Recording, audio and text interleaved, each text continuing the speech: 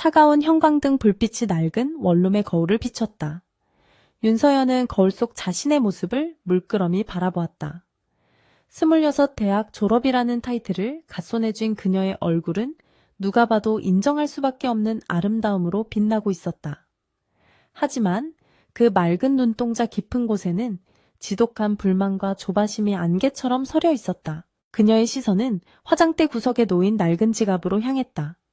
10년 전 이진우가 처음 아르바이트비를 받아 사준 선물이었다. 풋풋했던 20살의 추억이 담긴 물건이었지만 지금 서연에게는 그저 지긋지긋한 가난의 상징처럼 느껴졌다. 그녀는 손을 뻗어 싸구려 하피 이력서 가방을 집어들었다. 내일 미로그룹 본사 면접이었다. 현관문 도어록이 해제되는 소리가 들렸다. 육중한 피로가 묻어나는 발걸음 소리. 이진우였다.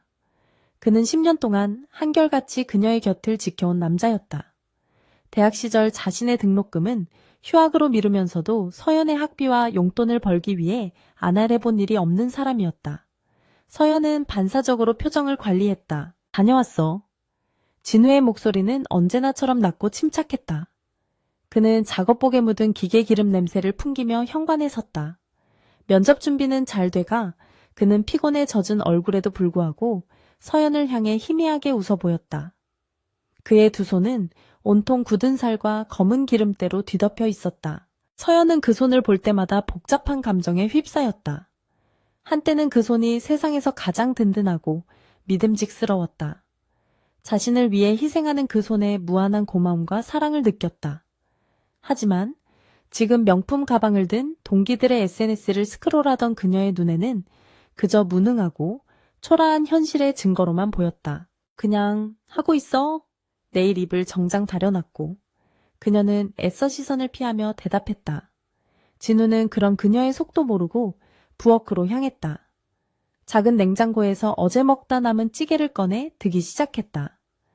단칸방에 금세 퀴퀴한 음식 냄새가 퍼져졌다. 서연은 저도 모르게 미간을 찌푸렸다. 진우는 밥솥에서 밥을 푸며 말했다. 꼭 붙을 거야. 우리 서연이 똑똑하잖아. 미로그룹이면 이제 우리도 좀 편하게 살 수 있겠다. 그의 말에는 순수한 기대감이 담겨 있었다. 그는 서연의 성공을 곧 자신의 성공처럼 우리의 미래처럼 여기고 있었다. 하지만 서연은 그 우리라는 단어가 숨막히게 답답했다. 그녀가 꿈꾸는 미래는 이런 비좁은 원룸에서 찌개 냄새를 맡는 것이 아니었다. 강남의 고급 오피스텔 반짝이는 유리창 너머로 보이는 도시의 야경값 비싼 레스토랑에서의 저녁 식사였다. 진우의 헌신적인 사랑은 고마웠지만 그 사랑이 그녀의 발목을 잡고 있는 족쇄처럼 느껴지기 시작한 지 오래였다. 오빠. 서연이 조용히 입을 열었다.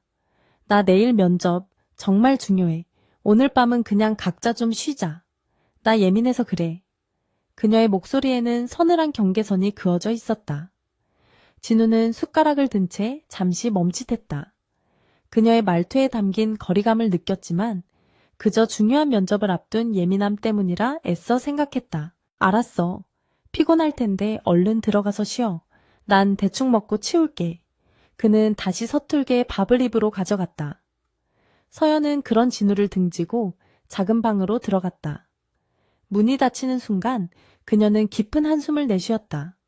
죄책감이 밀려왔지만 그보다 더 강렬한 것은 이 모든 것을 벗어나고 싶다는 갈망이었다. 방 안에는 내일 입을 단정한 검은색 정장이 옷걸이에 걸려 있었다. 대학 졸업 선물로 진우가 무리해서 사준 그녀가 가진 옷 중에 가장 비싼 옷이었다. 하지만 서연은 이미 미로그룹 본사 로비에서 마주칠 머리부터 발끝까지 명품으로 치장한 다른 지원자들을 상상하고 있었다. 이 정장조차 초라하게 느껴졌다. 그녀는 침대에 걸터 앉아 7년 전을 떠올렸다. 비가 쏟아지던 여름밤이었다. 서연은 비싼 전공 서적을 사지 못해 발을 동동 구르고 있었다. 그때 진우가 나타났다. 온몸이 비에 젖은 채 헬멧을 벗는 그의 얼굴은 땀과 비로 범벅이 되어 있었다. 그는 피자 배달 아르바이트를 2탕이나 뛰고 오는 길이었다. 이거 책값. 내일 아침에 바로 사. 그는 젖은 지폐 몇 장을 그녀의 손에 쥐어주었다. 서연은 그 자리에서 울음을 터뜨렸다. 미안함과 고마움, 그리고 이 남자를 위해서라면 무엇이든 할 수 있을 것 같은 뜨거운 사랑을 느꼈다. 진우는 그런 그녀를 말없이 안아주었다. 그의 품은 거칠었지만 세상에서 가장 따뜻했다. 그때의 감정은 다 어디로 사라진 걸까? 서연은 스스로에게 물었다. 사랑은 변하지 않았다고 믿고 싶었다. 하지만 현실의 무게가 사랑을 짓누르고 있었다. 그녀는 더 이상 빗물 냄새와 땀 냄새가 뒤섞인 그의 품이 아니라 고급 향수와 가죽 시트 냄새가 나는 성공을 원했다. 진우는 묵묵히 저녁을 먹고 설거지를 마쳤다. 쇠부티를 다루는 그의 손이 사기 그릇을 조심스럽게 다루었다. 그는 서연이 방에서 나오지 않는 것을 알면서도 일부러 소리를 죽였다. 그녀의 예민함을 존중해주고 싶었다. 그는 아직도 서연이 4학년 내내 장학금을 놓치지 않았던 성실하고 착한 학생이라고 굳게 믿고 있었다. 설거지를 마친 진우는 거실 구석에 놓인 작은 책상에 앉았다. 그는 자동차 부품 설계도를 펼쳤다. 낮에는 정비소에서 일했지만 밤에는 독학으로 기계 설계를 공부하고 있었다. 언젠가 작은 카센터라도 차려서 서연을 고생시키지 않겠다는 것이 그의 유일한 목표였다. 그의 성실함은 의심할 여지가 없었다. 하지만 서연의 눈에는 그 성실함이 답답하게만 보였다. 언제까지 저렇게 손에 기름을 묻혀가며 돈을 벌어야 할까? 저렇게 해서 언제쯤 이 지긋지긋한 원룸을 벗어날 수 있을까? 미로그룹은 달랐다. 그곳은 한국 경제의 심장이었고 그곳에 발을 들인다는 것은 완전히 다른 세계로의 진입을 의미했다. 서연은 이력서를 다시 한번 훑어보았다. 완벽에 가까운 학점 유창한 영어 점수 화려한 인턴 경력. 그녀는 이 모든 것을 스스로의 힘으로 이뤄냈다고 생각했지만 사실 그 뒤에는 진우의 보이지 않는 희생이 있었다. 그녀가 도서관에서 밤을 새울 때 진우는 편의점 야간 아르바이트를 하며 그녀의 간식비를 벌었다. 그녀는 그 사실을 애써 외면했다. 성공하기 위해서는 과거에 발목 잡혀서는 안 된다고 스스로를 다잡았다.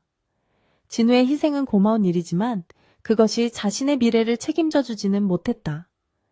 그녀는 내일 면접장에서 자신의 모든 매력과 능력을 쏟아부을 준비를 했다. 밤이 깊어졌다. 진우는 책상에 앉은 채 깜빡 잠이 들었다. 그의 거친 숨소리가 방문을 넘어 희미하게 들려왔다.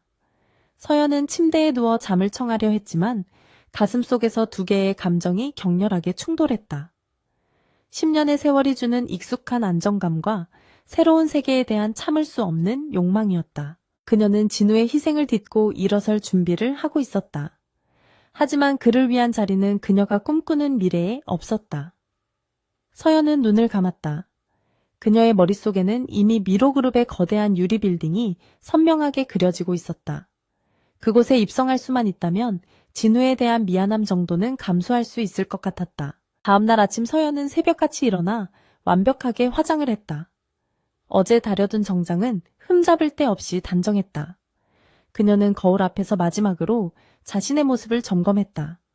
어젯밤의 흔들림은 온데간데 없었다. 거울 속에는 야망으로 빛나는 낯설지만 매혹적인 여자가 서 있었다. 진우는 이미 출근 준비를 마치고 현관에 서 있었다. 그는 밤새 제대로 자지 못해 눈이 붉게 충혈되어 있었지만 서연을 보자 환하게 웃었다. 역시 우리 서연이 제일 예쁘네. 떨지 말고 하던 대로만 해. 오빠가 응원할게.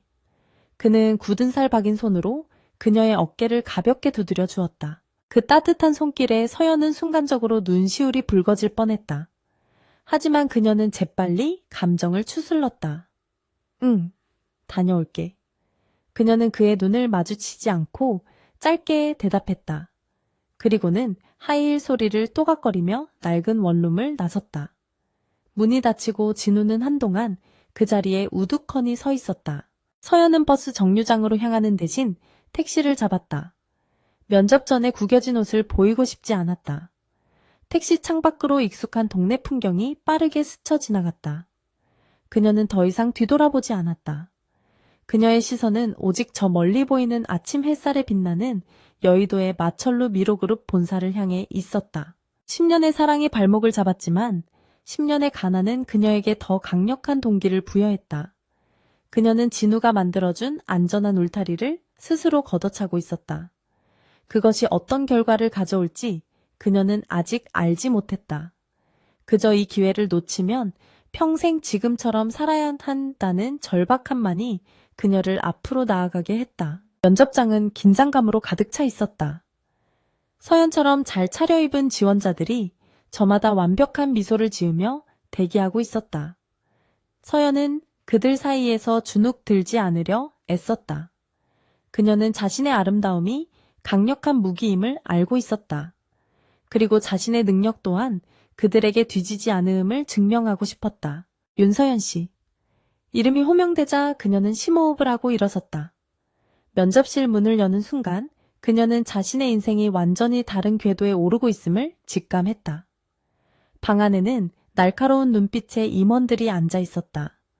그리고 그들 중 가장 상석에 모든 것을 꿰뚫어 보는 듯한 눈빛의 중년 남자가 앉아 있었다. 박현식 이사였다. 서연은 10년 동안 자신을 지탱해준 과거의 사랑을 등 뒤로 한 채 탐욕스러운 미래를 향해 첫걸음을 내디뎠다. 그녀의 입게 훈련된 가장 완벽한 미소가 걸렸다. 그 미소 뒤에 숨겨진 10년의 균열을 그 자리에 있는 누구도 눈치채지 못했다.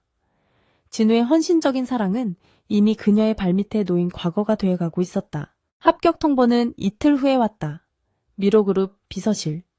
윤서연은 휴대폰을 쥔 채 그 자리에 얼어붙었다. 심장이 귀에서 울리는 듯 했다. 그녀는 합격했다. 한국 최고의 기업 중 하나인 그곳의 일원이 된 것이다. 그녀는 환호성을 지르고 싶은 것을 간신히 참았다. 그날 저녁 진우는 작은 케이크를 사들고 왔다. 우리 서연이 정말 장하다. 그는 자신의 일처럼 기뻐하며 그녀를 꽉 안아주었다. 그의 품에서 익숙한 기계 기름 냄새가 났다. 서연은 순간 망설였지만 이내 그를 마주 안았다. 고마워 오빠. 하지만 그녀의 마음은 이미 다른 곳을 향하고 있었다. 미로그룹 본사 로비는 궁전과도 같았다. 바닥의 대리석은 거울처럼 빛났고 공기는 차갑고 값비싼 향수 냄새로 가득했다. 서연은 진우가 사준 검은색 정장을 입고 있었지만 스쳐 지나가는 직원들의 명품 시계와 실크 블라우스 사이에서 자신이 초라하게 느껴졌다. 그녀가 배정받은 곳은 임원실이 모여있는 30층이었다. 박현식 상무. 그가 그녀의 직속 상사가 될 남자였다.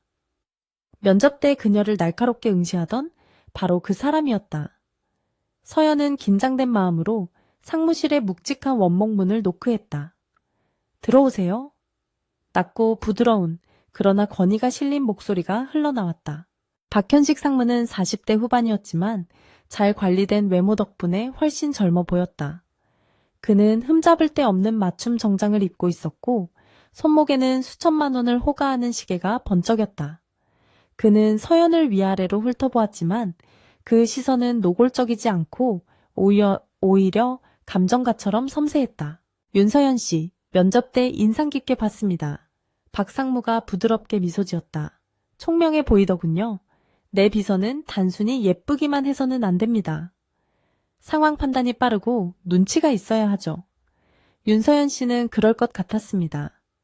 그의 칭찬은 그녀의 자존심을 정확히 겨냥했다. 서연은 가슴이 뛰는 것을 느꼈다. 그는 그녀의 아름다움이 아니라 능력을 칭찬했다. 그것이 그녀를 더욱 안심하게 만들었다. 감사합니다, 상무님. 열심히 하겠습니다. 그녀는 완벽한 미소로 화답했다. 박 상무는 만족스러운 듯 고개를 끄덕였다. 그의 길들이기가 시작된 것이다. 처음 며칠은 업무를 배우느라 정신없이 지나갔다. 박 상무는 완벽한 상사처럼 행동했다. 그는 서연의 작은 실수도 부드럽게 지적했고 그녀가 잘 해냈을 때는 아낌없이 칭찬했다. 그는 그녀에게 고급 만년필을 선물하며 말했다. 내 결제 서류에 어울리는 펜을 써야지. 서연은 그 만년필의 가격을 몰래 검색해보고는 숨이 멎을 뻔했다. 진우의 한 달 월급과 맞먹는 금액이었다. 그녀는 이것이 업무상 필요라는 그의 말을 애써 믿었다. 하지만 그녀의 마음속에서는 작은 균열이 더욱 커지고 있었다. 이 세계의 화폐에 다니는 그녀가 알던 것과 완전히 달랐다. 박 상무의 일정은 살인적이었고 서연은 그의 그림자처럼 붙어 다녀야 했다. 자연스럽게 야근이 잦아졌다. 저녁 먹고 합시다. 윤 비서도 고생이 많아. 그는 자연스럽게 그녀를 최고급 레스토랑으로 데려갔다. 처음에는 다른 임원들과 함께였지만 곧 단둘이 식사하는 날이 많아졌다. 그녀는 그곳에서 처음으로 1등급 한우가 입안에서 녹는다는 것과 와인 한 병이 노동자의 월급보다 비쌀 수 있다는 것을 알게 되었다. 박상무는 능숙하게 와인을 따르고 제게 흥미로운 뒷이야기들을 들려주었다. 그는 서연을 단순한 비서가 아니라 파트너처럼 대우했다. 서연 씨는 물을 만났네. 이런 곳이 훨씬 더 잘 어울려. 박상무가 와인잔을 부딪히며 나른하게 말했다. 그의 눈빛은 칭찬과 유혹의 경계를 아슬아슬하게 넘나들었다. 서연은 뺨이 붉어지는 것을 느꼈다. 그 말은 그녀가 스스로에게 하고 싶었던 말과 정확히 일치했다. 집에 돌아가는 시간은 점점 늦어졌다. 원룸에 들어서면 진우가 데워놓은 찌개 냄새와 박상무의 값비싼 와인 향이 뒤섞여 그녀를 혼란스럽게 했다. 오늘도 회식이었어. 진우가 피곤한 눈을 비비며 물었다. 그는 그녀가 걱정되어 잠들지 못하고 기다리고 있었다. 상무님이 중요한 손님들이랑 같이 있어서 어쩔 수 없었어. 서연은 자연스럽게 거짓말을 했다. 그녀는 진우의 눈을 똑바로 쳐다보지 못했다. 진우는 아무것도 의심하지 않았다. 얼마나 피곤할까. 그래도 밥은 잘 챙겨 먹고 다녀. 얼굴이 반쪽이 됐어. 진우의 순수한 걱정은 이제 서연에게 고마움이 아닌 짜증을 불러일으켰다. 그는 이 화려한 세계를 전혀 알지 못했다. 그가 걱정하는 것은 고작 밥이었다. 서연은 자신이 이내 진우와는 다른 세계의 공기를 마시고 있다고 느꼈다. 그녀는 죄책감을 느꼈지만 그보다 더 강한 우월감을 느꼈다. 거짓말은 거듭될수록 쉬워졌다. 주말에도 출근해야 해 중요한 프레젠테이션이 잡혔어. 서연은 진우와의 약속을 미루기 시작했다.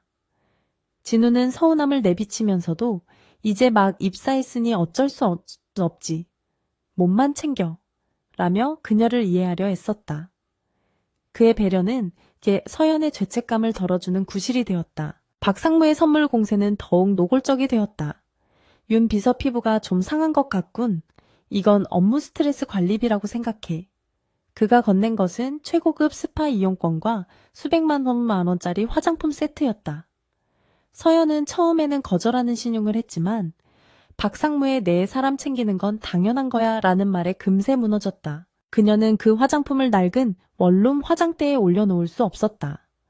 그것들은 마치 잘못 배달된 물건처럼 이질적이었다. 그녀는 진우가 사준 낡은 지갑을 서랍 깊숙이 밀어 넣었다. 그리고 그 자리에 박상무가 선물한 명품 지갑을 올려놓았다. 10년의 세월이 서랍 속으로 닫히는 순간이었다. 서연은 변해가고 있었다. 그녀의 말투는 더 세련되어졌고 걸음걸이는 더 당당해졌다. 그녀는 더 이상 낡은 원룸에 사는 가난한 졸업생이 아니었다. 미로그룹 박현식 상무의 유능한 비서 윤서연이었다. 그녀는 그 역할에 완벽하게 몰입하기 시작했다. 어느 금요일 저녁 박상무는 검은색 쇼핑백 하나를 그녀에게 건넸다. 주말에 VIP 행사가 있어. 윤 비서도 같이 가야 하는데 그날 입고 와. 그 안에는 유명 디자이너의 실크 드레스와 함께 눈부신 로고가 박힌 클러치백이 들어있었다. 서연은 숨을 쉴 수 없었다. 그녀가 잡지에서만 보던 바로 그 가방이었다. 상무님, 이건 너무... 그녀가 망설이자 박상무가 웃었다. 내 비서의 품격은 곧 나의 품격이야. 업무의 연장이라고 생각해. 부담 갖지 말고. 그의 목소리는 거부할 수 없는 힘이 있었다. 그는 그녀의 욕망을 정확히 꿰뚫어 보고 있었다. 그녀는 그 선물을 거절하지 못했다. 아니, 거절하고 싶지 않았다. 그 가방을 드는 순간 자신이 그토록 경멸했던 동기들보다 훨씬 더 높은 곳에 올라선 듯한 착각에 빠졌다. 박상무는 서서히 하지만 확실하게 그녀의 목에 금으로 된 사슬을 채우고 있었다. 그날 밤 서연은 새벽 1시가 넘어서야 택시에서 내렸다. 그녀는 새 핸드백을 마치 보물처럼 품에 안고 있었다. 낡은 원룸의 문을 열자 진우가 작은 책상에 엎드려 잠들어 있는 것이 보였다. 그의 앞에는 자동차 부품 설계도가 펼쳐져 있었다. 서연은 조용히 그에게 다가갔다. 그의 거친 손이 펜을 쥔 채 굳어 있었다. 기름때가 빠지지 않은 손톱 여기저기 긁힌 상처. 10년 동안 자신을 지켜준 손이었다. 서연은 자신도 모르게 손을 뻗어 그 손을 만져보려 했다. 하지만 그녀의 시선은 자신이 들고 온 핸드백의 매끄러운 가죽으로 향했다. 너무나도 대조적이었다. 진우의 손은 현실이었고 이 가방은 미래였다. 그녀는 조용히 손을 거두었다. 그녀의 마음속에서 진우에 대한 연민과 고마움이 급격하게 식어가고 대신 경멸감이 그 자리를 채우기 시작했다. 그는 이 세계에 어울리지 않았다. 그리고 자신은 더 이상 그의 세계에 머무르고 싶지 않았다. 그녀는 진우를 깨우지 않고 방으로 들어갔다. 그리고는 새하얀 핸드백을 침대 위에 올려놓고 한참을 바라보았다. 이것은 단순한 가방이 아니었다. 이것은 입장권이었다. 진우가 결코 이해하지 못할, 그리고 자신은 결코 포기할 수 없는 새로운 세계로의 입장권. 그녀는 이미 돌아올 수 없는 강을 건너기 시작했다. 제주도 출장 명령은 갑작스러웠지만 거부할 수 없는 업무 지시였다. 미로그룹의 극비, VIP 투자 설명 호. 박현식 상무는 서연에게 이번 행사의 중요성을 거듭 강조했다. 윤 비서만 믿고 가는 거야. 우린 한 팀이니까. 그의 목소리에는 신뢰와 함께 묘한 친밀감이 묻어났다. 진우에게는 주말을 낀 중요한 세미나라고 둘러댔다. 그는 여느 때처럼 그녀의 건강을 걱정하며 버스터미널까지 바래다 주었다. 아무리 바빠도 밥 거르지 마. 거기 음식 비쌀 텐데 법인카드로 다 결제되는 거지. 그의 굳은 살 박인 손이 그녀의 뺨을 스쳤다. 서연은 그 손길이 유난히 불편하게 느껴졌다. 제주공항에 내리자마자 검은색 세단이 그들을 기다리고 있었다. 그들이 묵을 곳은 일반 관광객은 접근조차 할 수 없는 해안 절벽 위에 세워진 최고급 프라이빗 리조트였다. 서연의 낡은 원룸 10개를 합친 것보다 더 큰 스위트룸. 통유리창 너머로 에메랄드빛 바다가 끝없이 펼쳐져 있었다. 윤비서 방은 바로 옆 스위트룸으로 준비했어. 하지만 업무는 여기서 같이 봐야 할 거야. 박상무는 자연스럽게 자신의 스위트룸 거실로 그녀를 안내했다. 그는 이미 비즈니스 복장이 아닌 편안한 실크 가운 차림이었다.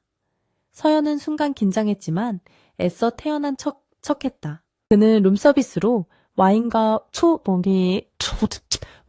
최고급 치즈 플래터를 주문했다. 긴장 풀고. 공식 행사는 내일 저녁이야. 오늘은 그저 전략 회의일 뿐.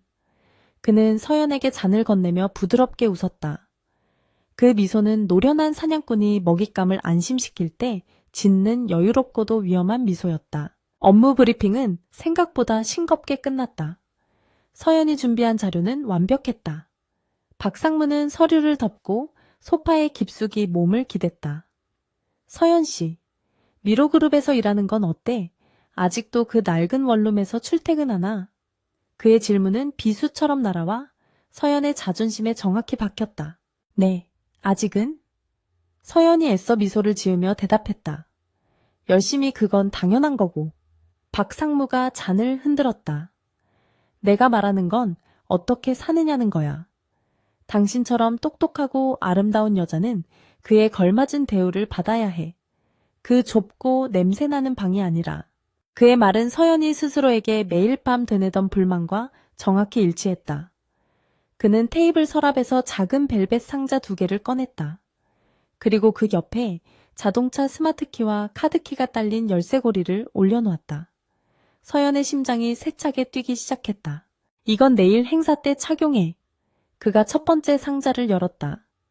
그 안에는 눈부신 다이아몬드 목걸이가 들어있었다. 진우가 평생 일해도 만져보지 못할 금액일 것이다. 그리고 이건 내 비서가 출퇴근하느라 피곤하면 안 되지. 강남에 새로 생긴 오피스텔이야. 차는 지하 주차장에 준비해뒀고. 서연은 숨이 멎었다. 이것은 더 이상 암시가 아니었다. 명백한 제안이었다. 상무님, 저는 이런 걸 받을 수 없습니다. 그녀의 목소리가 미세하게 떨렸다. 그것은 공포나 거절이라기보다는 벅찬 기대감에서 오는 떨림이었다. 그녀는 이 모든 것이 꿈이 아니길 바랐다. 왜 못 받아? 박상무가 그녀에게 천천히 다가왔다. 그는 소파에 앉은 서연 앞에 섰다. 나는 내 사람에게 아낌없이 투자해. 그리고 서연 씨는 이제 그냥 비서가 아니라 내 사람이 될 거니까. 물론 공짜는 없지. 서연 씨도 나에게 뭔가를 줘야 해. 그의 시선은 노골적이었다. 그는 서연의 턱을 가볍게 쥐고 들어 올렸다. 그 가난한 정비공 남자친구 10년을 만났다지 그가 비웃음을 머금었다. 그 친구가 당신에게 이런 걸 사줄 수 있나? 아니, 10년을 더 일해도 저 목걸이 하나 못 살걸. 안 그런가? 순간 진우의 얼굴이 떠올랐다. 자신을 위해 밤낮 없이 일했던 그의 모습. 기름때 묻은 손, 낡은 원룸에서의 소박하지만 따뜻했던 저녁 식사. 10년이라는 세월의 무게가 그녀의 가슴을 짓눌렀다. 그녀는 반사적으로 뒷걸음질 치려 했다. 상무님, 이러지 마세요. 저는... 뭘? 박상무는 조급해하지 않았다. 그는 이미 승리를 예감하고 있었다. 현실을 보라는 거야, 윤서연. 사랑 그딴 게 밥 먹여주나? 10년 동안 그 남자가 당신에게 해준 게 고작 그 낡은 원룸이야. 당신은 지금 당신 인생을 통째로 바꿀 기회 앞에 서 있어. 그는 서연을 일으켜 세워 전신 거울 앞으로 이끌었다. 지난번 그가 선물했던 값비싼 실크 드레스가 옷장에 걸려 있었다니. 그 드레스로 갈아입고 와. 그리고 이 목걸이를 해. 그는 그녀에게 명령했다. 서연은 잠시 망설였지만 그의 눈빛은 거부할 수 없는 압력을 담고 있었다. 몇 분 후 서연은 드레스를 갈아입고 거울 앞에 다시 섰다. 박상무는 그녀의 등 뒤에 서서 벨벳 상자에서 목걸이를 꺼내 그녀의 목에 직접 걸어주었다. 차가운 다이아몬드의 감촉이 그녀의 뜨거운 피부에 와닿는 순간 서연은 전율했다. 거울 속 여자는 낯설었다. 낡은 원룸의 윤서연이 아니었다. 몸의 곡선을 완벽하게 드러내는 드레스목에서 영롱하게 빛나는 다이아몬드. 그녀는 자신이 이토록 화려한 것들에 완벽하게 어울린다는 사실에 스스로 도취되었다. 이것이 그녀가 진정으로 원했던 삶이었다. 진우에 대한 미안함은 순식간에 사라졌다. 아니, 그녀는 그 감정을 야망이라는 더 큰 감정으로 억지로 짓눌렀다. 이것은 배신이 아니라 선택이라고 합리화했다. 자신의 인생을 위한 가장 합리적인 선택. 진우는 그저 그녀의 아름다운 과거일 뿐 미래가 될 수는 없었다. 박상무는 거울을 통해 그녀의 흔들리는 눈빛이 단단한 결심으로 바뀌는 것을 읽었다. 그는 만족스러운 미소를 지으며 서연의 어깨를 감싸 안았다. 너 똑똑한 줄 알았는데 이제야 제대로 보는군.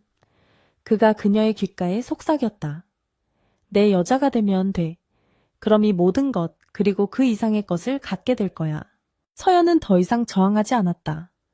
그녀는 천천히 눈을 감았다. 10년의 사랑이 무너져 내리는 소리가 들리는 듯했다. 하지만 그녀는 그 소리를 애써 외면했다. 그녀는 거울 속 자신의 화려한 모습을 받아들이기로 결심했다. 그녀의 과거는 이 순간부로 죽었다. 그녀는 박상무를 향해 돌아섰다. 눈에는 더 이상 갈등의 흔적이 남아있지 않았다. 오직 차가운 결심과 뜨거운 야망만이 이글거리고 있었다. 상무님이 원하시는 게 그거라면요? 그녀의 목소리는 스스로도 놀랄 만큼 침착하고 차가웠다. 박상무는 승리의 미소를 지었다.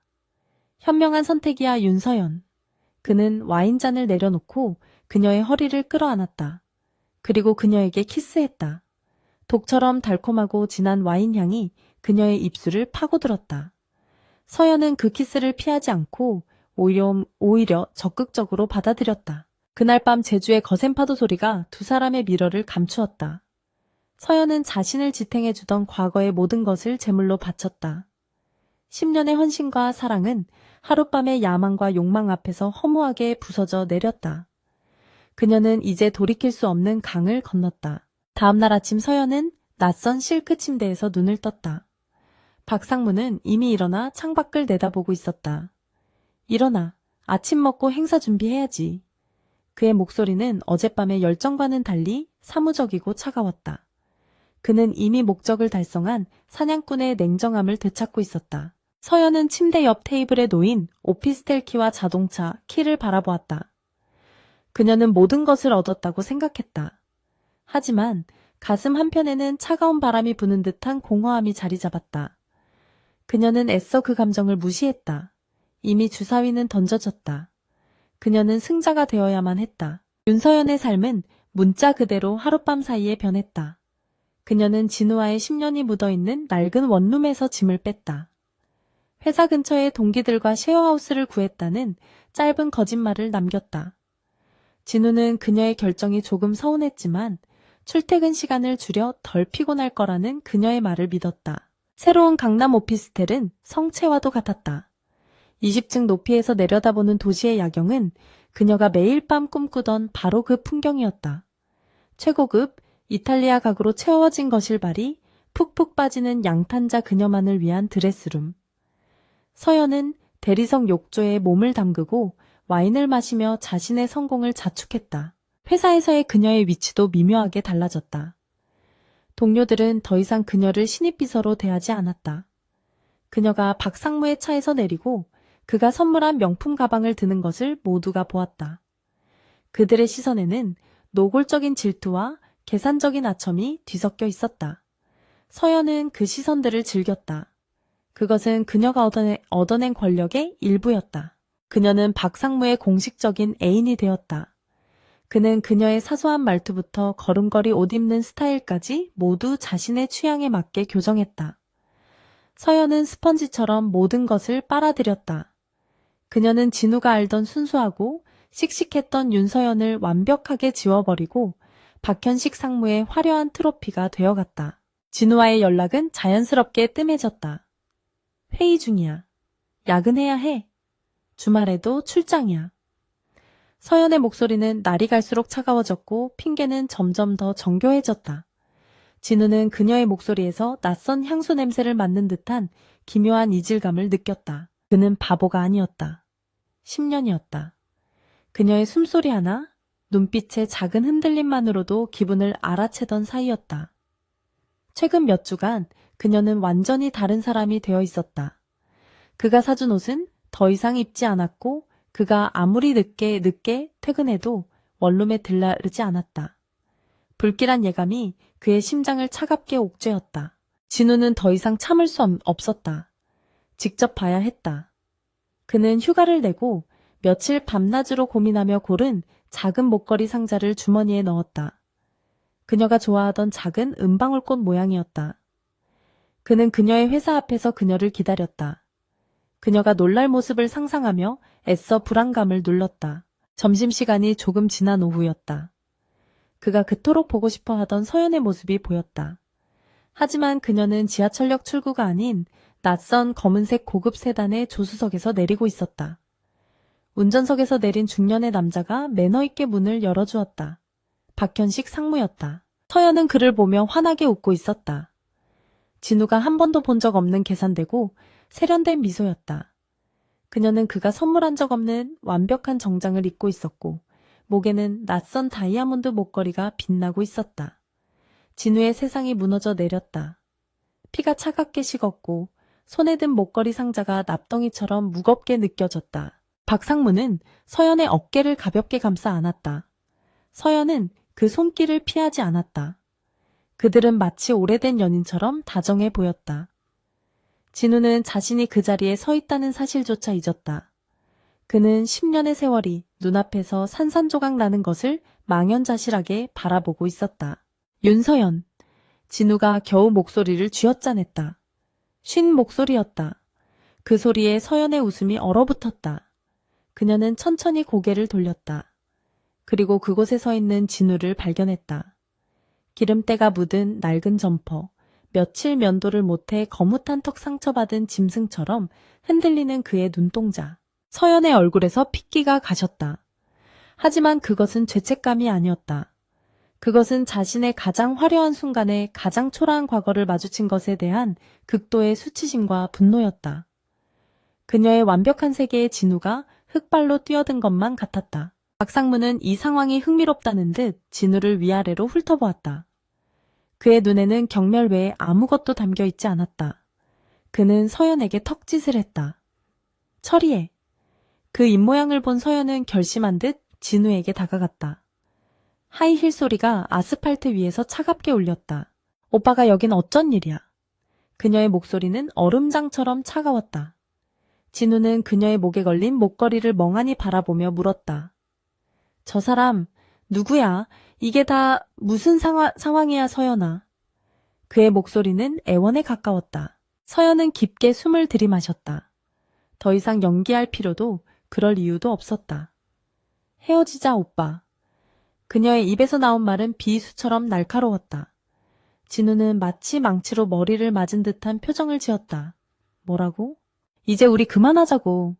서연은 그의 눈을 똑바로 쳐다보며 잔인하게 말을 이었다. 오빠 모습을 봐. 그리고 내 모습을 봐. 우린 이제 어울리지 않아. 난 오빠의 그 지긋지긋한 가난이 싫어. 매일 기름 냄새 풍기면서 들어오는 그 모습 이젠 역겨워. 그녀는 자신이 얼마나 잔인한 말을 내뱉고 있는지 알면서도 멈추지 않았다. 10년 동안 억눌러왔던 불만과 열등감이 독처럼 뿜어져 나왔다. 난 이런 삶을 원하지 않아. 난 더 높은 곳으로 갈 거야. 오빠는 내 발목만 잡을 뿐이야. 진우는 아무 말도 하지 않았다. 그는 그저 서연을 바라보았다. 그가 사랑했던 여자의 얼굴. 하지만 지금 그 얼굴에는 경멸과 냉혹함만이 가득했다. 그의 눈에서 천천히 눈물이 흘러내렸지만 그는 울부짖거나 매달리지 않았다. 그의 슬픔은 분노를 넘어선 차가운 체념으로 변해가고 있었다. 그는 주머니 속의 목걸이 상자를 만지작거렸다. 그리고는 그것을 꺼내지 않고 천천히 고개를 끄덕였다. 그의 눈빛은 무서울 정도로 고요해졌다. 10년의 사랑, 헌신, 희생이 모두 재가 되어버린 순간이었다. 그는 서연의 눈을 깊고 정확하게 응시했다. 마치 그녀의 영혼 깊은 곳까지 꿰뚫어 보려는 듯했다. 그 시선에 서연은 자신도 모르게 한 걸음 물러섰다. 그래, 내 말이 맞아. 우린 어울리지 않네. 그의 목소리는 놀라울 정도로 침착했다. 그는 몸을 돌려 천천히 걷기 시작했다. 그의 등은 굽어있지 않았다. 오히려 10년의 짐을 내려놓은 듯 이상하게도 곧았다. 몇 걸음 걷던 그가 멈춰섰다. 그는 뒤돌아보지 않은 채 마지막 말을 남겼다. 윤서연, 넌 반드시 후회하게 될 거야. 그 말은 저주처럼 차가운 공기 속에 박혔다. 진우는 다시는 뒤돌아보지 않고 인파 속으로 사라졌다. 서연은 그 자리에 잠시 서 있었다. 그의 마지막 말이 귓가에 메아리 쳤지만 그녀는 애써 그 불길함을 떨쳐냈다. 그녀는 옷매무새를 가다듬었다. 그리고는 아무 일도 없었다는 듯 미로그룹의 거대하고 반짝이는 유리문을 향해 걸어갔다. 그녀는 이제 모든 것을 가졌다고 생각했다. 화려한 집, 값비싼 옷, 그리고 권력자의 총애. 그녀는 자신이 지은 이 텅 비어버린 성의 유일한 여왕이었다. 새로운 오피스텔에서의 첫 달은 꿈결 같았다.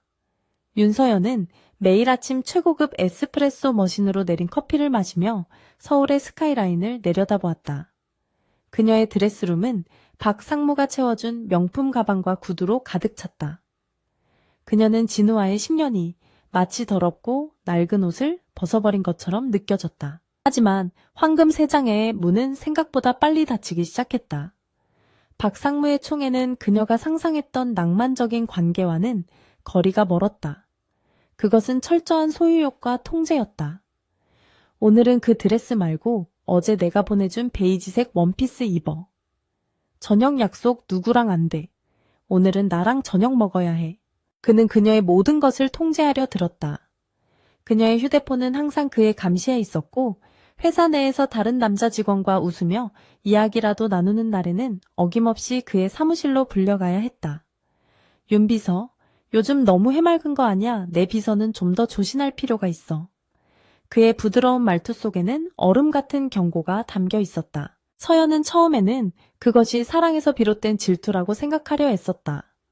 하지만 시간이 지날수록 그것이 자신을 하나의 값비싼 물건으로 취급하는 방식임을 깨달았다. 그녀는 더 이상 윤서연이라는 개인이 아니었다. 그녀는 박현식 상무의 여자라는 꼬리표가 붙은 소유물이었다. 진우를 버릴 때 가졌던 당당함과 우월감은 서서히 불안감으로 변해갔다. 그녀는 진우의 마지막 말이 넌 반드시 후회하게 될 거야 라는 저주였다는 것을 뒤늦게 깨닫기 시작했다. 그녀는 그 불안감을 더 많은 쇼핑과 사치로 억누르려 했지만 공허함은 채워지지 않았다. 그러던 어느 날 사무실로 한 통의 전화가 걸려왔다. 발신자 표시 제한이었다. 서연이 기계적으로 전화를 받았다. 박상무님 비서실입니다. 수화기 너머에서는 잠시 침묵이 흘렀다. 그리고는 차갑고 기품 있는 그러나 얼음처럼 날카로운 여성의 목소리가 들려왔다. 박상무님? 출장 중이신가? 서연은 순간 등골이 오싹해지는 것을 느꼈다. 그녀는 본능적으로 그 목소리의 주인이 누구인지 알 수 있었다. 박상무의 본처, 태강그룹의 외동딸이자 미로그룹의 숨겨진 실세인 서은경 여사였다. 아, 아니십니다. 지금 회의 중이십니다. 그래, 회의. 그녀는 의미심장하게 말을 끌었다. 요즘 상무님께서 아주 활기차 보이시던데 비서가 일을 잘해서 그런가 봐. 그치? 그 목소리에는 비웃음과 함께 명백한 경고가 담겨 있었다. 상무님께 전에 집에도 좀 들어오시라고 어린애처럼 굴지 말고. 전화는 일방적으로 끊겼다. 서연은 한동안 수화기를 내려놓지 못했다. 손이 차갑게 식어 있었다. 서은경은 모든 것을 알고 있었다.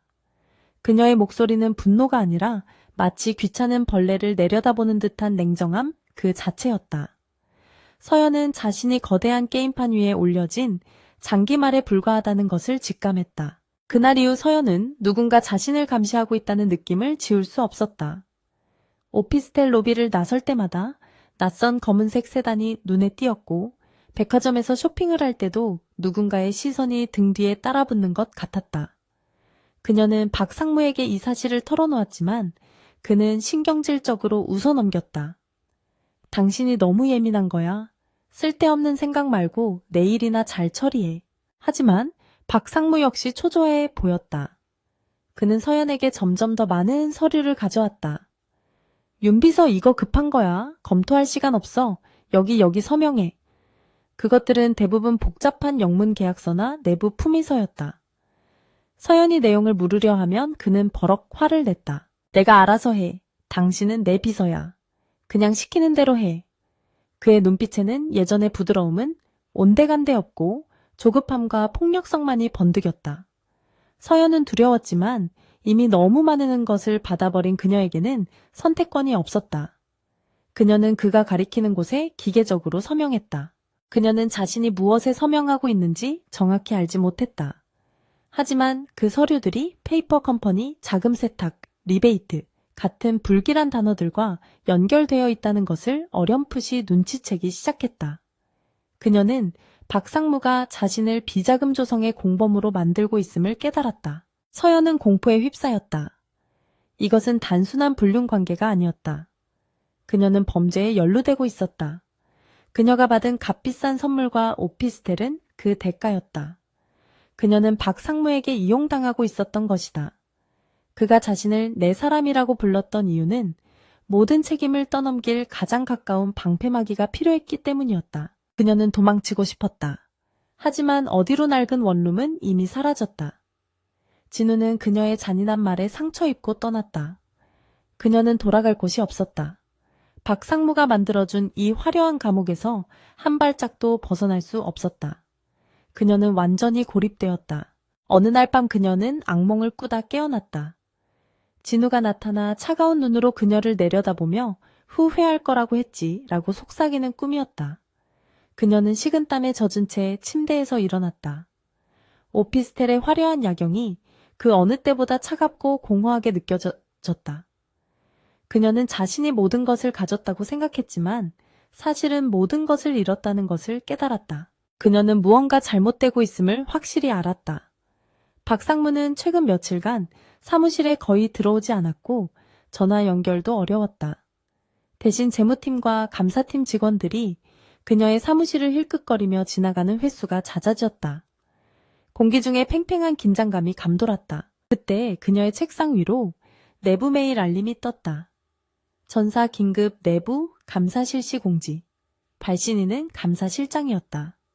서연의 심장이 바닥으로 떨어지는 듯했다. 그리고 그녀는 메일의 참조인 목록에서 낯익은 이름을 발견했다. 이사 서은경. 올 것이 오고 있었다. 서은경이 칼을 빼든 것이다. 그리고 그 칼날의 첫 번째 목표는 남편인 박현식이 아니라 그의 가장 약한 고리인 윤서연 자신이라는 것을 직감했다. 그녀는 이제 막다른 골목에 몰린 쥐였다. 월요일 아침 미로그룹 본사 30층의 공기는 평소와 달랐다. 주말 내내 서연을 괴롭혔던 긴급 내부 감사 공지는 마치 폭풍 전의 고요함처럼 사무실 전체를 짓누르고 있었다. 직원들은 서로 눈치를 보며 소리 죽여 키보드를 두드렸고 복도를 오가는 발소리조차 조심스러웠다. 서연은 애써 태어난 척 박상무의 일정을 확인했지만 손끝이 차갑게 식어 있었다. 박상무는 여전히 연락 두절이었다. 주말 내내 그의 전화기는 꺼져 있었고 월요일 아침까지도 그는 출근하지 않았다. 불길한 예감이 서연의 심장을 옥죄었다. 그녀는 자신이 거대한 함정의 한가운데에 홀로 남겨졌음을 직감했다.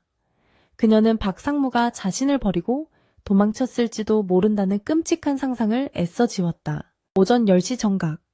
모든 것이 한꺼번에 터져나왔다. 시작은 경제부 기자의 단독 보도였다. 속보, 미로그룹, 박상무 수백억대 비자금 조성 및 횡령 혐의. 기사는 순식간에 모든 포털 사이트의 메인 뉴스를 장식했다.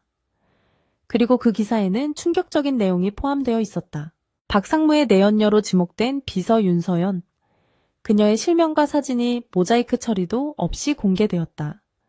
기사에는 서연이 박상무에게서 제공받은 강남 오피스텔의 등기부등본 법인카드로 결제한 명품 쇼핑 내역, 그리고 두 사람이 다정하게 호텔 라운지에 들어서는 모습이 담긴 파파라치 사진까지 첨부되어 있었다. 사무실이 순식간에 얼어붙었다.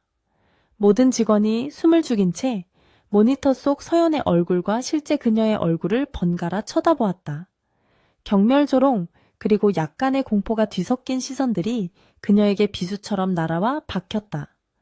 서연은 온몸에 피가 빠져나가는 듯한 현기증을 느꼈다. 서은경 여사의 반격이었다. 그녀는 단순한 불륜 스캔들로 끝내지 않았다. 남편의 비리와 내연녀의 존재를 한데 묶어 가장 치욕스럽고 잔인한 방식으로 세상에 터뜨린 것이다. 서연은 박상무의 방패막이가 아니라 그를 겨눈 칼날에 함께 꿰인 재물이었다. 윤서연 씨. 차가운 목소리가 그녀를 불렀다. 감사팀장과 함께 딱딱하게 굳은 표정의 직원들이 그녀의 책상으로 다가왔다. 그들은 이미 박상무의 사무실 문을 강제로 열고 들어간 후였다. 긴급 감사 절차에 따라 윤서연 씨의 모든 업무용 기기를 압수하겠습니다. 협조해 주시죠. 그들은 서연의 대답을 기다리지 않고 그녀의 노트북 전원을 껐고 휴대폰을 가져갔으며 책상 서랍까지 뒤지기 시작했다. 서연은 저항할 힘도 의지도 없었다. 그녀는 마치 인형처럼 그들이 하는 양을 멍하니 바라보고만 있었다. 동료들은 아무도 그녀를 위해 나서지 않았다. 그들은 그저 이 추악한 스캔들의 목격자가 되는 것을 피하려는 듯 시선을 돌릴 뿐이었다. 이게 다 무슨... 서연이 겨우 목소리를 쥐어짰지만 감사팀장은 그녀의 말을 잘랐다. 지금부터 윤서연 씨는 대기 발령 상태입니다. 이사님께서 회의실에서 기다리고 계십니다. 따라오시죠. 그가 말한 이사님이 서은경이라는 것을 깨닫는 데는 오랜 시간이 걸리지 않았다. 회의실 문이 열렸다. 거대한 원목 테이블 상석에 서은경 여사가 앉아 있었다. 그녀는 분노하거나 슬퍼하는 기색 없이 마치 지루한 연극을 관람하는 듯한 표정이었다. 그리고 그녀의 맞은편 변호사들에게 둘러싸인 채 초췌한 모습으로 앉아있는 박현식이 보였다. 박현식은 서연을 보자마자 마치 기다렸다는 듯이 벌떡 일어섰다. 그의 얼굴은 공포와 분노로 일그러져 있었다. 저 여자입니다. 저는 아무것도 모릅니다. 저 여자가 윤서연이가 제 신뢰를 악용해서... 그의 목소리는 비명에 가까웠다. 서연은 자신의 귀를 의심했다. 상무님, 무슨 말씀이세요? 그녀가 떨리는 목소리로 물었다. 내가 뭘... 시끄러워. 박현식이 고함을 질렀다. 네가 다 한 짓이잖아. 네가 내 도장을 위조하고 결제 서류를 멋대로 만들어서 자금을 빼돌렸잖아. 내년이 그 돈으로 명품을 사고 오피스텔을 구한 거잖아. 그는 완벽하게 피해자 행세를 하고 있었다. 서은경의 변호사가 차가운 목소리로 서류 뭉치를 테이블 위에 던졌다. 여기 증거가 다 있습니다. 그곳에는 서연의 필체로 서명된 수십 건의 허위 계약서와 자금이체 요청서가 있었다. 박상무가 급하다며 검토할 시간 없다며 그녀에게 서명하라고 했던 바로 그 서류들이었다. 아니에요. 이건 상무님이 시키신. 서연이 절규했지만 박현식은 코웃음을 쳤다. 내가 왜 그런 짓을 시키지 증거 있어 모든 서류에 네 서명이 버젓이 남아있는데 그는 서연이 자신과의 관계 때문에 모든 것을 덮었을 것이라 확신하고 있었다. 그제야 서연은 모든 것을 깨달았다. 박상무는 처음부터 그녀를 이용할 생각이었다. 그녀의 아름다움과 야망을 이용해 욕망을 채우고 모든 비리의 책임을 떠넘길 바지사장은으로 삼았던 것이다. 그녀가 받았던 오피스텔 자동차 명품 가방들은 모두 그녀를 올가매는 뇌물이자 증거였다. 서은경이 조용히 입을 열었다. 그녀의 목소리는 회의실의 공기를 얼려버릴 듯 차가웠다. 윤서연 씨, 당신은 내 남편을 유혹한 것뿐만 아니라 회사의 막대한 자금을 횡령했습니다. 당신의 탐욕이 모든 것을 망쳤어요. 그녀는 모든 책임을 서연에게 돌리며 자신의 남편을 유혹에 넘어간 피해자로 둔갑시키고 있었다. 서연은 웃음이 나왔다. 기가 막혀서 눈물조차 나오지 않았다. 그녀는 이 거대한 권력 게임에서 가장 어리고 약한 먹잇감일 뿐이었다. 내가 왜? 그녀는 더 이상 말을 잇지 못했다. 모든 것이 끝났다는 절망감이 그녀를 덮쳤다. 그때였다. 회의실 문이 다시 열리고 정복을 입지 않은 2명의 남자가 들어왔다. 그들은 자신들의 신분증을 보여주었다. 서울지방경찰청 금융범죄수사대 형사들이었다. 미로그룹의 고소장이 접수되어 출동했습니다. 윤서연 씨 되십니까? 서연의 다리가 풀렸다. 그녀는 그 자리에 주저앉을 뻔했다. 고소장. 회사가 그녀를 고소했다. 특정경제범죄 가중처벌 등에 관한 법률 위반 업무상 횡령 및 배임 사문서 위조 혐의로 긴급 체포합니다. 변호사를 선임할 수 있으며 묵비권을 행사할 수 있습니다. 형사들이 그녀의 양팔을 잡고 일으켜 세웠다. 차가운 금속의 감촉, 수갑이었다. 잠깐만요. 아니에요. 억울해요.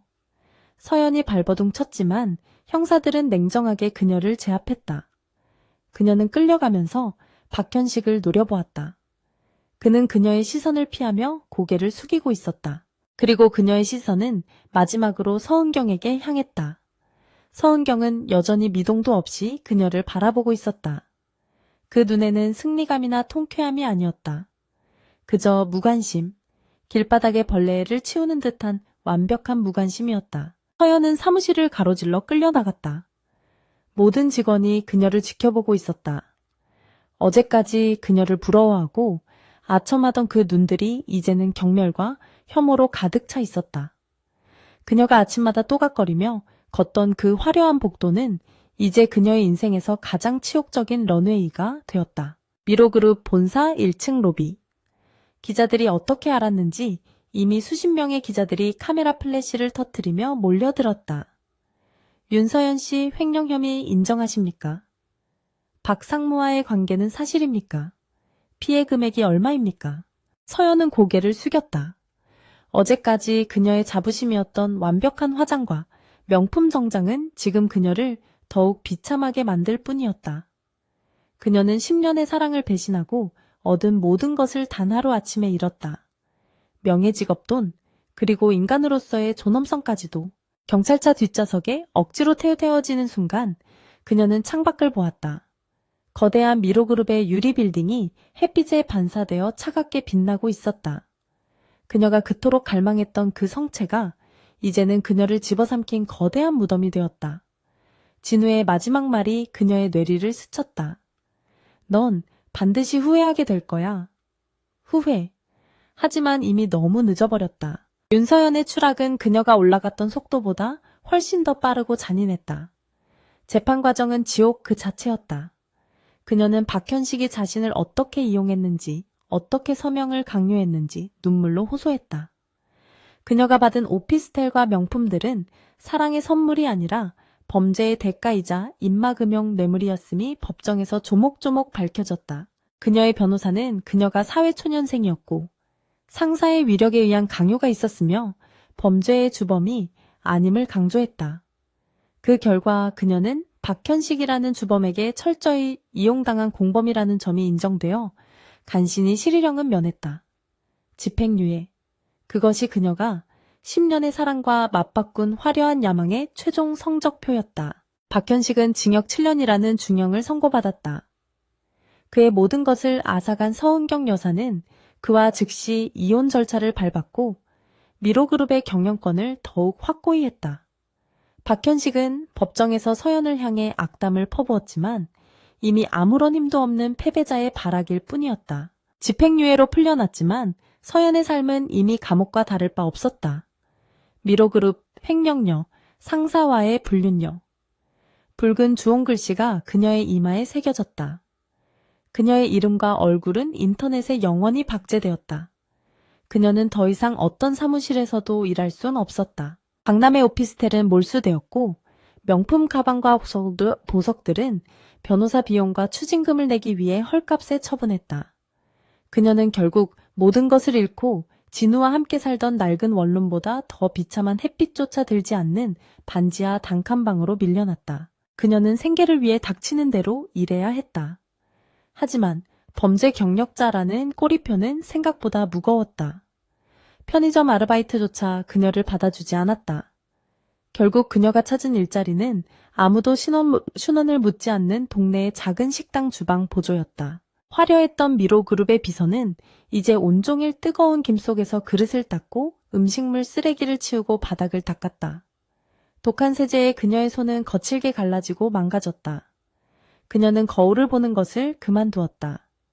거울 속에 비친 초점 없는 눈동자와 푸석한 피부를 가진 여자가 자신이라는 것을 인정하고 싶지 않았다. 한편 이진우의 삶은 서연과 정반대의 궤도를 그리고 있었다. 서연과의 이별 후 그는 지독한 고통 속에서 자신을 몰아붙였다. 그는 낡은 정비소를 그만두었다. 그리고 낮에는 공장에서 일하고 밤에는 미친 듯이 기계 설계와 3D 모델링을 공부했다. 그의 굳은 살 박인 손은 기름때 대신 정밀한 기술을 익혀나갔다. 몇 년 후 그는 자신의 작은 기술 회사를 차렸다.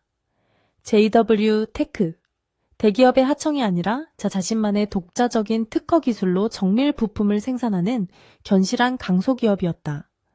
그는 미로그룹 같은 거대 기업은 아니었지만 자신의 힘으로 정직한 땀으로 단단한 성을 쌓아 올리고 있었다. 그의 곁에는 새로운 사람이 생겼다. 화려하지는 않지만 그의 일을 진심으로 존중해주고 그의 거친 손을 따뜻하게 잡아주는 웃는 모습이 선한 여자였다. 진우는 과거의 상처에서 완전히 벗어나 성실하고 정직한 노동의 가치를 아는 새로운 행복을 꾸려가고 있었다. 어느 추운 겨울날 저녁이었다. 한방눈이 거리를 하얗게 뒤덮고 있었다. 서연은 식당의 더러워진 앞 유리를 닦고 있었다. 입김이 유리에 부딪혀 하얗게 서렸다. 그녀는 무감각하게 걸레질을 계속했다. 그때 식당 건너편 도로에 나측지만 낯선 차 한 대가 멈춰 섰다. 고급 외제차는 아니었지만 깨끗하게 관리된 국산 중형 세단이었다. 운전석에서 한 남자가 내렸다. 윤서연. 그녀는 숨을 멈췄다. 이진우였다. 그는 낡은 작업복 대신 깔끔한 코트를 입고 있었다. 여전히 다부진 체격이었지만 더 이상 가난에 찌든 청년의 모습이 아니었다. 자신감 넘치고 침착한 사업가의 모습이었다. 진우는 조수석 문을 열었다. 한 여자가 웃으며 내렸다. 진우는 그녀의 어깨에 쌓인 눈을 다정하게 털어주었다. 그리고 그녀의 손을 자연스럽게 잡았다. 두 사람은 서로를 바라보며 행복하게 웃었다. 서연이 그토록 경멸했던 하지만 단 한 번도 진심으로 받아보지 못했던 꾸밈없는 따뜻한 미소였다. 서연은 그 자리에 얼어붙었다. 그녀의 심장이 차가운 얼음 조각에 찔린 듯 아팠다. 그녀는 유리창에 이마를 기댄 채 그들을 바라보았다. 10년. 자신을 위해 모든 것을 바쳤던 남자. 자신이 역겹다며 버렸던 그 남자가 이제 자신이 꿈에도 그릴 수 없는 행복을 손에 쥐고 있었다. 그 순간 진우가 식당 쪽을 무심코 바라보았다. 그의 시선이 유리를 닦던 서연의 얼굴을 스쳐 지나갔다. 하지만 그의 눈동자에는 아무런 동요도 없었다. 그는 그녀를 알아보지 못했다. 그의 눈에 비친 것은 그저 추운 겨울날 허름한 식당 유리창을 닫고 있는 초라한 중년의 여직원일 뿐이었다. 그는 그녀를 알아보지 못했다. 아니, 그의 기억 속에 윤서연은 이미 존재하지 않는 사람이었다. 그는 새로운 연인의 어깨를 감싸 안고 따뜻한 불빛이 새어 나오는 다른 레스토랑 안으로 들어갔다. 서연은 그 자리에 주저앉을 뻔했다. 그녀의 손에서 더러운 걸레가 바닥으로 툭 떨어졌다. 그녀는 유리창에 비친 자신의 모습을 보았다. 기름때 묻은 앞치마 망가진 손 절망으로 텅 비어버린 눈동자. 그녀는 자신이 모든 것을 가졌다고 생각했지만 사실은 아무것도 가진 것이 없었다. 그녀가 버린 것은 가난한 남자가 아니라 자신을 유일하게 사랑해 주었던 진실한 10년의 세월 그 자체였다. 진우의 마지막 말이 저주가 되어 그녀의 귓가를 맴돌았다. 넌 반드시 후회하게 될 거야. 서연은 천천히 몸을 돌렸다. 식당 안의 시끄러운 소음과 기름 냄새가 그녀를 다시 현실로 끌어당겼다. 그녀는 바닥에 떨어진 걸레를 주워들었다. 눈물조차 흐르지 않았다. 그녀의 남은 생은 이 차갑고 후회로 가득 찬 골목길에서 영원히 끝나지 않을 것이었다.